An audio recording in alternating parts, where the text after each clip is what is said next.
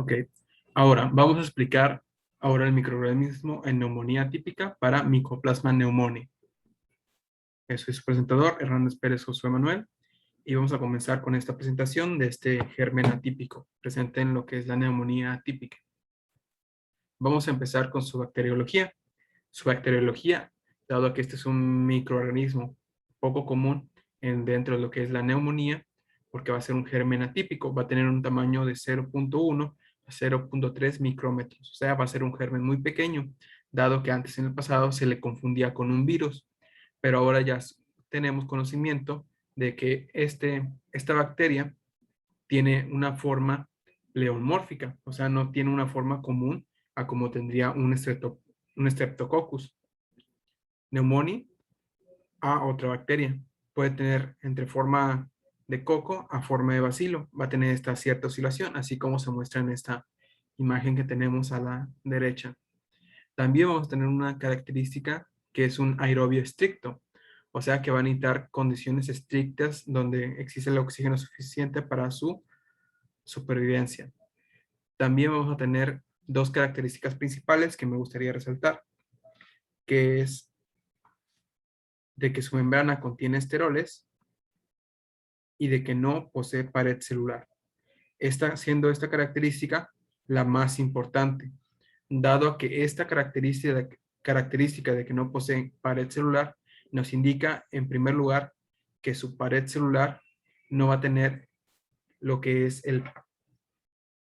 una pared resistente para que intercepten los fármacos como los beta-lactámicos, que afectan principalmente a lo que es el péptidoglicano, que como sabemos, ciertas bacterias tienen esta pared celular compuesta de este péptidoglicano, que es importante para nosotros poder entender cómo funciona la farmacología de esta bacteria. Entonces, características importantes: no posee pared celular y su membrana contiene esteroles. Por lo tanto, si ya sabemos que su membrana contiene esteroles y que es un aerobio estricto, nosotros podemos intuir que su medio de cultivo va a ser muy diferente a las bacterias antes mencionadas. También intuyendo de que su método de cultivo va a ser muy exigente. Por lo tanto, va a ser muy reducido los laboratorios o hospitales que manejen ese tipo de cultivo. Y también la pared celular nos indica que la farmacología que nosotros utilicemos no debe ir encaminada al uso de beta-lactámicos, sino ir encaminada al uso de ciertos macrólidos, que vamos a ver más adelante.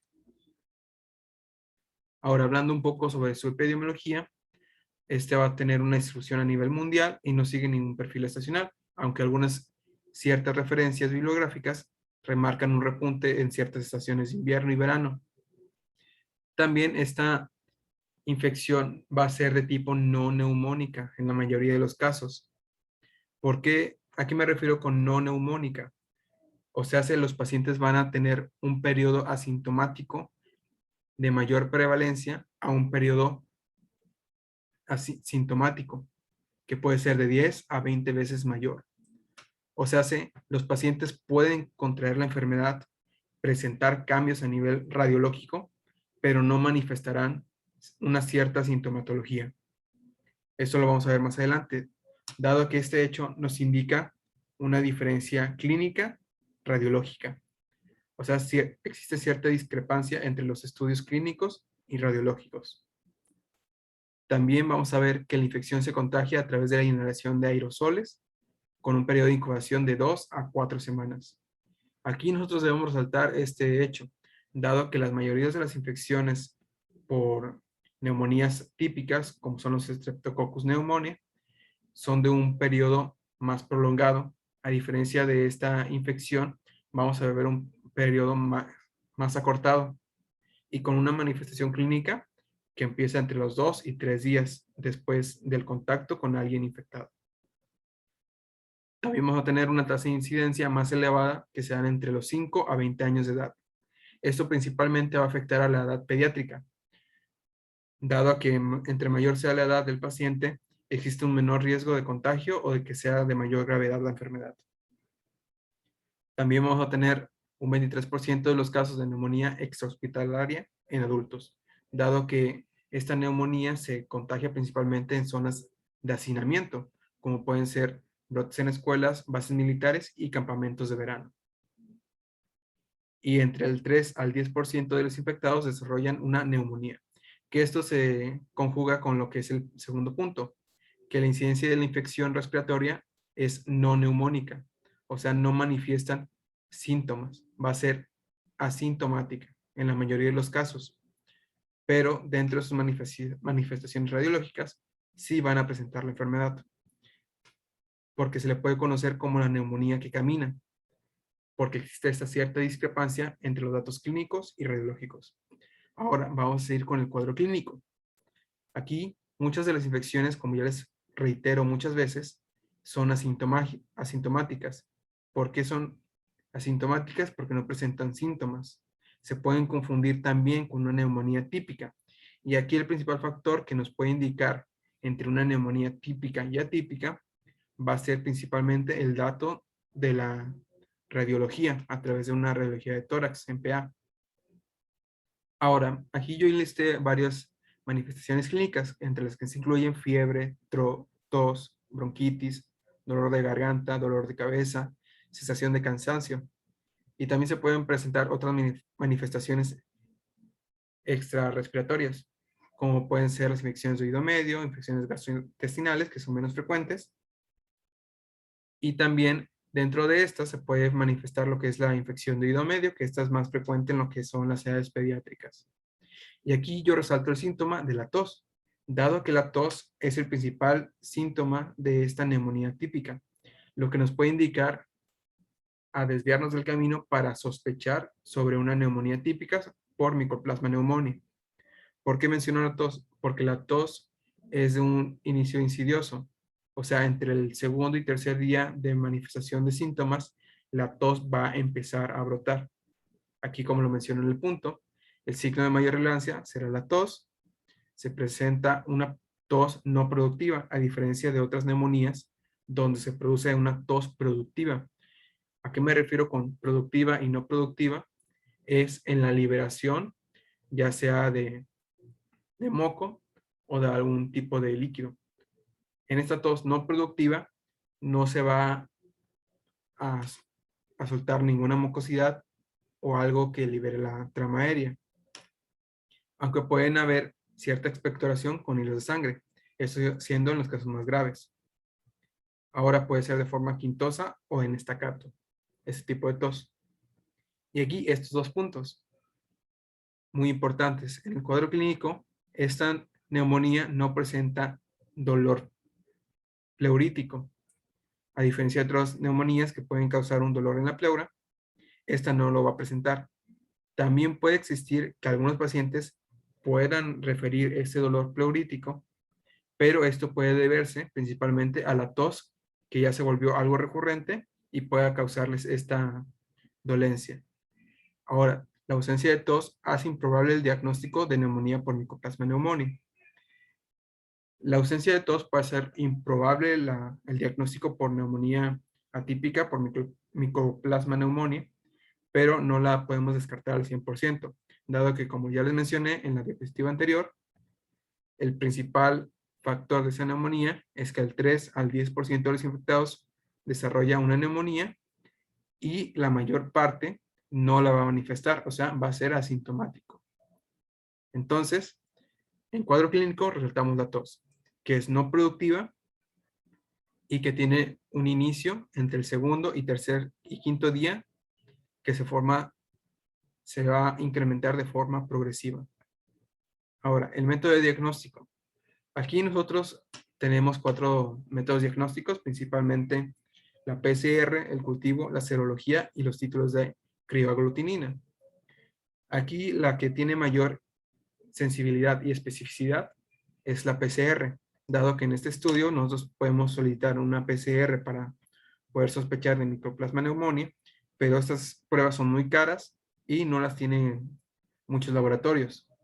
El cultivo tiene una sensibilidad mayor y aquí es muy específico lo que es el método de cultivo, pero a diferencia de la PCR, que puede ser muy rápida la prueba, el cultivo necesita de varias semanas para poder cultivar esta bacteria, dado que es muy específico el método de cultivo, dado que la membrana de lo que es el Mycoplasma pneumoniae contiene esteroles, por lo tanto su cultivo o el caldo de cultivo es muy difícil de cultivar.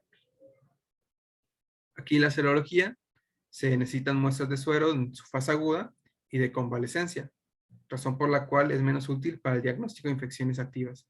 Aquí la serología se puede hacer distintas pruebas para poder detectar lo que es el Mycoplasma pneumoniae, pero la serología no es muy útil para casos donde ya ha presentado la enfermedad o ya es en una fase más tardía de la enfermedad, por lo que la serología no nos es muy útil. Los ciclos de crioglutinina se pueden empezar a realizar desde lo que es el primer síntoma de la enfermedad, dado que esos tienen su repunte más alto, pero no son muy inespecíficos, dado que en esta enfermedad se puede presentar un caso de anemia hemolítica.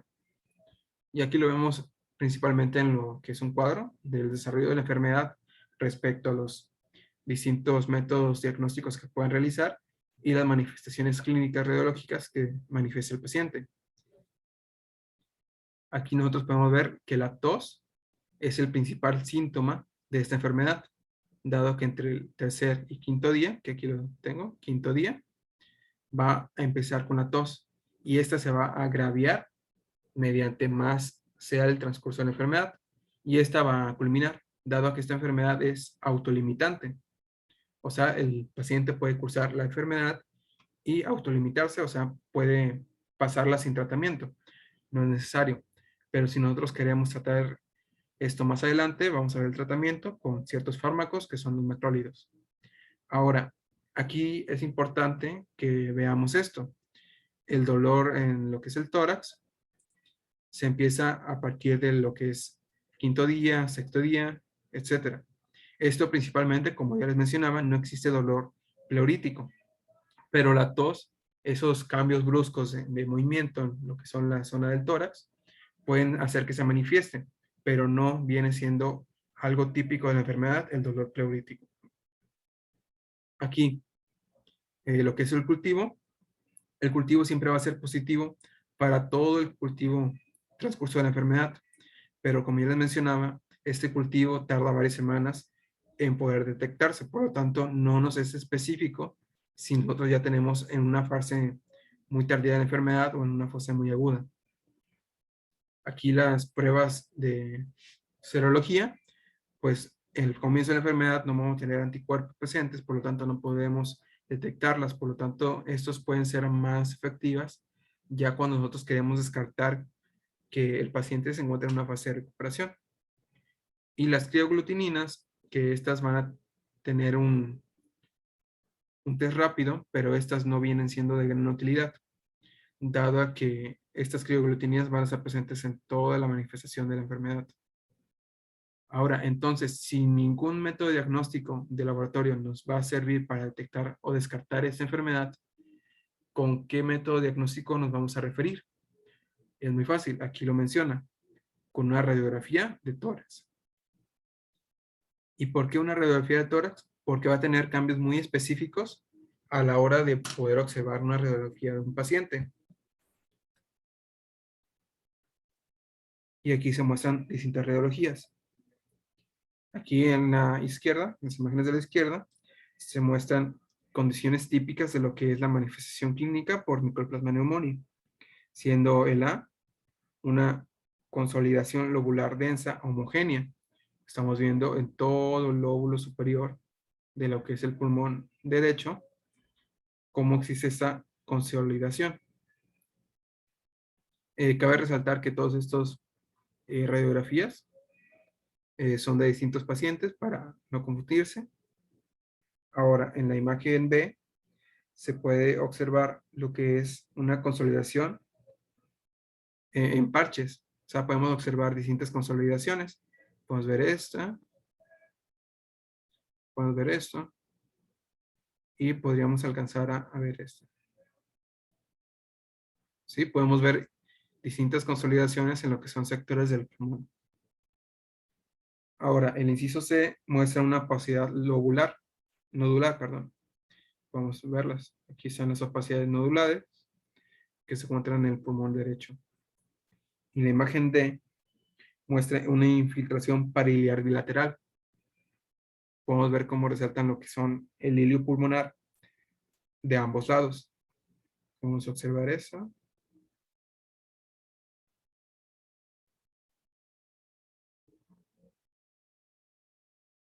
O sea, va a ser una imagen bilateral. Ahora, aquí vamos a adelantar un poco. Voy a borrar esto.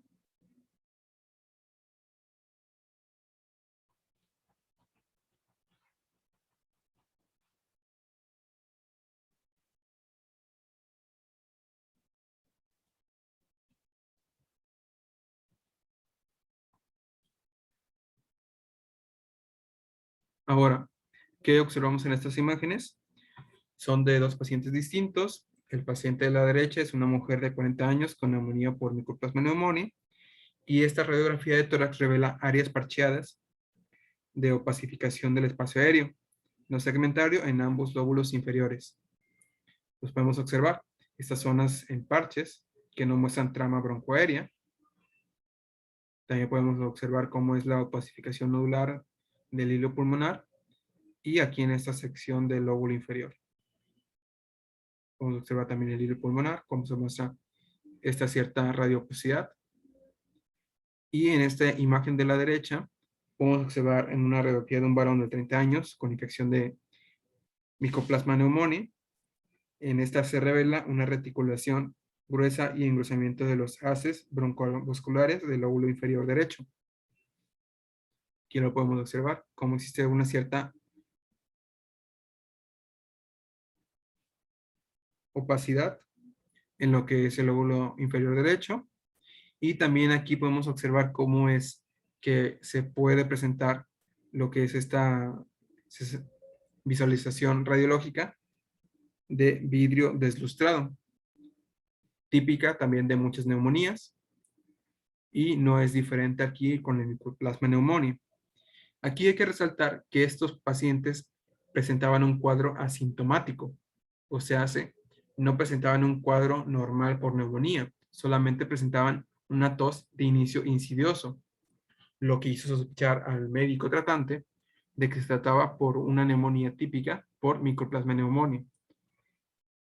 Y estos pacientes no presentaban ninguna otra manifestación que no fuera una tos insidiosa. Estos son datos clínicos muy importantes, dado que estos pacientes no presentan una manifestación clínica de relevancia, solo muestran una tos insidiosa que puede hacer sospechar al médico, dado y en conjunto con la radiología, que se trata de una neumonía atípica. Por eso es importante conocer que a esta neumonía se le conoce como neumonía caminante. ¿Por qué? Porque el paciente puede estar en perfecto estado, pero presentar estos cuadros radiológicos. Ahora aquí muestro un pequeño caso clínico de un paciente masculino de 54 años de edad, residente del Estado de México, casado, mecánico automotriz, sin antecedentes heredero-familiares de importancia, con historia de etilismo desde los 10 años de edad, los últimos 22 años con ingestión diaria de otro tipo de bebidas alcohólicas, aproximadamente 100 a 300 gramos de alcohol al día, tabaquismos de hace 22 años con índice tabáquico de 11 paquetes años, además refiere uso ocasional de marihuana, solventes y tiene una apendicectomía a los 20 años sin complicaciones. El padecimiento actual se inició 22 días previos a su ingreso, con ictericia de inicio súbito, astenia y adinamia, y un médico le indicó tratamiento no especificado sin mejoría. 6 días previos a su ingreso se agregó melena y melamenesis. 3 días después de su ingreso hospitalario, inició con tos no productiva y cefalia. Aquí existen muchos datos que nos pueden hacer sospechar de otras patologías, pero aquí lo que nosotros nos importa y por qué resalté este caso es por la radiografía que presenta el paciente y por este último dato. 3 días después de su ingreso hospitalario inició con tos no productiva y cefalia. O sea, esto ya nos indica que al empezar con tos después de su ingreso, puede haber tenido contacto con algún otro paciente que tuvo haber tenido otro contacto con algún paciente que presentara neumonía típica. O sea, pudo haber adquirido este microorganismo durante su estancia al hospital por otra manifestación. Y también otro dato es que este paciente es un fumador activo. Por lo tanto, en su radiografía, como podemos ver en la imagen, muestra opacidades heterogéneas difusas en ambos lados de los pulmones con platones reticular, micro y macronodular, con tendencia a confluir en el tercio medio de ambos pulmones. Aquí podemos observar de mejor manera cómo es esta apariencia de vidrio desustrado. Sí, lo podemos observar de mejor manera. Cómo es en ambos pulmones, o sea, es bilateral, con opacidades. Podemos observar pequeños nódulos que se muestran en ambos lados de los pulmones, en micro y macro nodular, y afectación primaria en ambos lados que se encuentran en lo que es el tercio medio de los pulmones, de ambos pulmones, de hecho. Y aquí lo que no menciona el paciente es que su tratamiento se inició con beta-lactámicos y con macrólidos, siendo lo que es beta-lactámico para empezar un tratamiento empírico por neumonía y siendo los macrólidos para un tratamiento de mayor espectro, siendo para una neumonía típica. Ahora, el tratamiento, como ya les había mencionado, este microorganismo que es el Mycoplasma pneumoniae no tiene una pared celular, por lo tanto va a ser resistente a los fármacos que sean beta-lactámicos. Por lo tanto, tenemos que utilizar otro tipo de esquemas farmacológicos, que pueden ser los macrólidos. En este caso, los macrólidos de excelencia que se deben de utilizar es la doxaciclina y la citromicina, que van a tener una dosificación de 100 miligramos cada 12 horas por 7 días en pacientes pediátricos y menor a 21 días al margen de la edad, según la guía Sanford para el tratamiento antimicrobiano. Aquí lo podemos observar, uso de doxiciclina y uso de acitromicina. Aquí también se puede utilizar levofloxacina si presenta cierta resistencia a doxiciclina o acitromicina. 700 miligramos vía oral o intravenosa por 5 días.